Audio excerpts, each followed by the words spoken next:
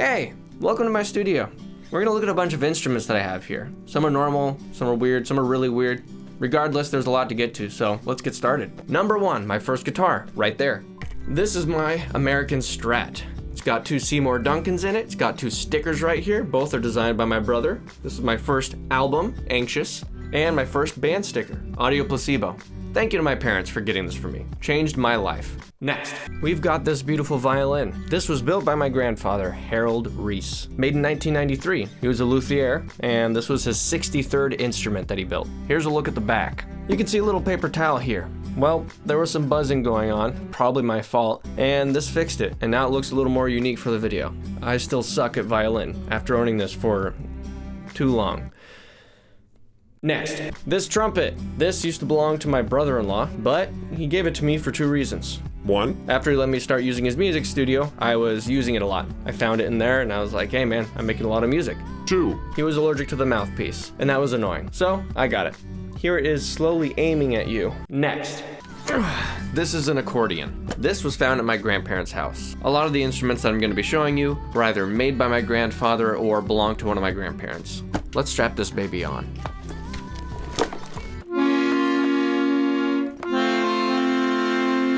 So here I am wearing it. It's surprisingly heavy. Let me give you a good look here. There you go. There's the whole thing. Next. We have this janky Ibanez RG 321MH. This was originally gifted to my brother by my parents. He wanted to start playing guitar after he watched me performing with a band at Soundwall Band Camp in Santa Cruz. Turns out it didn't really interest him. He didn't end up pursuing music. Instead, he just became a phenomenal artist and is now working on Rick and Morty as a character designer. So, if only he had kept playing guitar, then he could have become a struggling musician like me. Next. Catpaws. Handmade musical wooden spoons. The easiest world in the instrument to play. I said that wrong. The easiest instrument in the world to play. I do love the packaging on this. So this is what it looks like. Simple, a little weird. Yeah, that's it. Next, we got a long neck Turkish Saz. It's got a big booty and a long neck. So this belonged to my father-in-law. He saw that I was always playing around with it, and so he let me have it in hopes that I would use it in some music, and I did. I used it in a music video from early on. Has a nice ring to it. Played with a traditional Turkish Dunlop pick.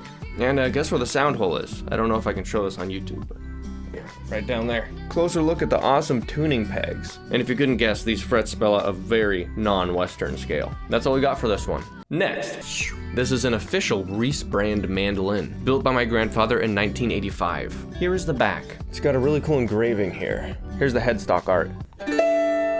I used this on a tribute song to him that you can check out. You can see the information he put here, so that's how I know it was made in 1985, and it's the 17th instrument he made. Next, these are chromatic harmonicas.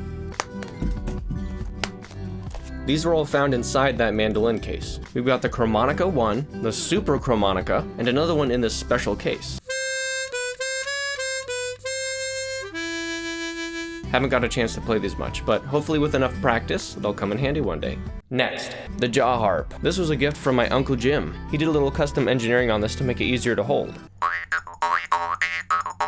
So it's really fun, not a whole lot more to say about it. Next, my Cordoba 45R. It's a student model classical guitar, and it's what I learned to play classical guitar on. I have a ton of memories with this guitar because this is what I went to school for originally, for a year and a half before I switched to media composition. My guitar teacher leading up to college, who helped me transition from electric to classical guitar to prepare to audition, was Carl Brown of Guitar Lessons 365 here on YouTube. He was awesome and got me really prepared for auditions. He also lent me a number of CDs that I still have. Some are classical guitar albums, some are old rock albums and shredder albums. This guitar and I were in many situations in which I sweated profusely. Lots of rehearsals and recitals that made me very anxious. I like it. And yeah, I wasn't new to guitar, but I was new enough to classical guitar that I put those little stickers on there. So yeah, this thing's awesome. Big shout out to Carl Brown and also Stephen Thatchick, my guitar teacher at CSUN. Next, circling back to brass. This is a really old trumpet. It is seriously gorgeous. Oh, and I have a Harmon mute.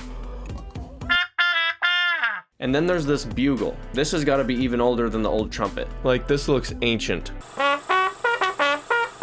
If anyone watching can identify these, that would be great. And I think both of these also came from my grandparents' house. It's like a treasure trove over there. Next, the Autoharp by Oscar Schmidt. So it's got the chords you can choose from up here. Push one of these down, then you strum at the bottom. My mom gave this to me, and I believe she used to play it as a kid. This really needs to be restrung and retuned. So that was a slightly demented C7 chord. Here's a closer look at some of the buttons and markings. So that was all the chords you need to make a pop song. Next. The Ocarina of Time. And this one's really well made. It sounds amazing. Beautiful and shiny. My parents got this for me as a gift. It came with a booklet that tells you how to play all the Zelda songs, but I don't know where it is.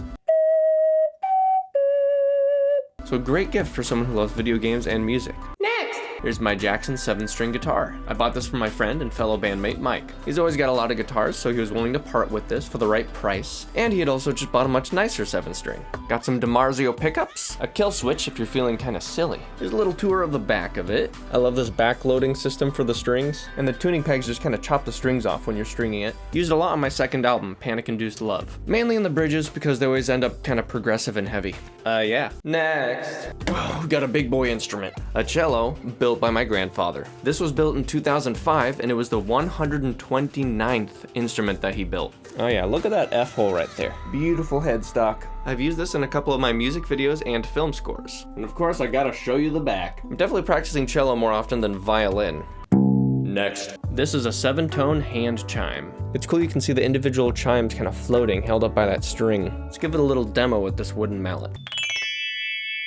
Sounds like it belongs in a yoga studio or something. Next, this is an awesome old bass that belonged to my grandparents. Cool sunburst finish. I don't have a ton of information about this, except that my grandparents and my dad played this a lot. It does say Japan on the back, so I'm assuming that's where it was made. Or at least maybe that's where the body came from. I don't know what these pickups are, but they do still work. They don't sound super clear though. It also says model number K2B, and there is a K on the headstock. Seems kind of like a Gibson SG body shape. So yeah, take a look at that. Next, this is just a ridiculous Ibanez acoustic. The diamond sound hole, the freaking cutaway, diamond fret markers. The entire thing is a solid black. Plus it can be electric with EQ and volume control. That wasn't enough, so I put stickers on it. This does not sound good or play well. As a gift from my parents, I went to a guitar shop and I picked this out of all the acoustic guitars I could pick from. I mean, at the time I thought it was cool. I even used string instead of a strap. This string is probably 20 years old. Yep. Next, we're gonna wrap this up with one final string instrument, the Cordoba 15cm. I believe this ukulele was bought by my wife for about $100 so that she could learn how to play it. She still has a long way to go, but I'm very proud of her efforts so far. This was the ukulele on which I performed Jerry's Jig from my second album. I had heard the song my whole life, but to get the voicings and fingerings down, I asked my dad to send me a video tutorial of the song. So he knew I was trying to learn it, but he didn't know that it would be a featured cover song on the album. And by the way, he did the cover art for that album. He was very happy and pleasantly surprised to hear the song when the album dropped. Ukuleles have been a big part of my family for my entire life, so this seems like a good note to end on.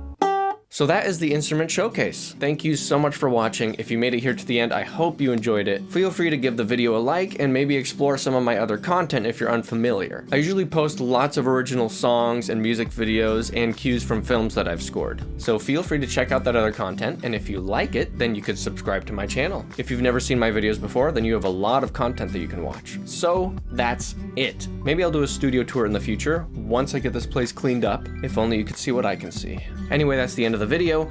Thank you for watching, and I'll see you in the next one.